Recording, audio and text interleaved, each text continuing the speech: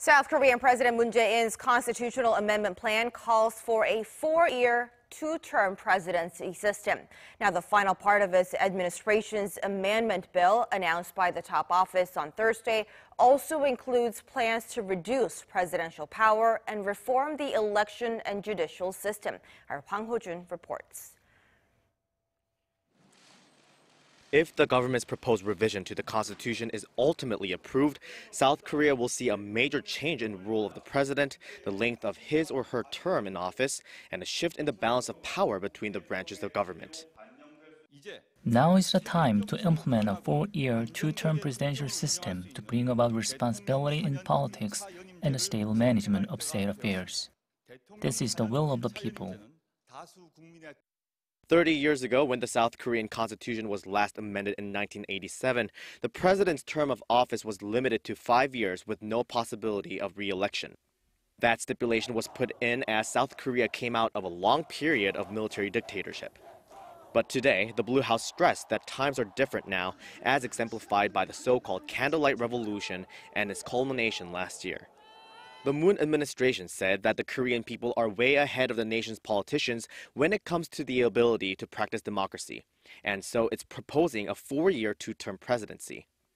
However, the Blue House emphasized that the new system will be applied starting with President Moon Jae-in's successor. The government's proposal stipulates that Moon's term will end as currently scheduled on May 9, 2022.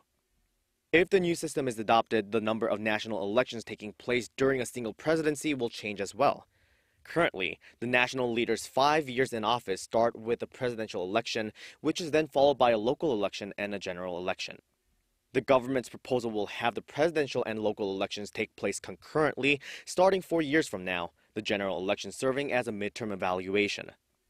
However, the ability of the president to serve a second term if re-elected doesn't necessarily mean more power to the executive. In fact, the government's amendment would significantly curtail presidential power. For example, as of now, the Constitution gives both the executive and the legislature the authority to introduce bills.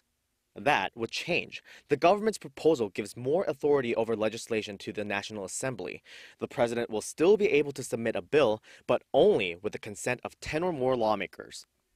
Also, the government's bill seeks to change the president's formal international role. The president will no longer be called the head of state, but rather a representative of the state to foreign nations. The government included those changes to respond to a public outcry over the high concentration of power in the presidency and the corruption seen to result from that.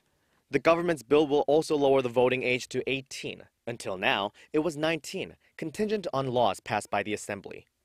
The Blue House ended by urging the National Assembly to comply with the people's demands and fully review and discuss the government's proposal, and if necessary, Parliament should propose its own amendment. The government will submit its proposal on Monday. Hwang Hojun, Arirang News.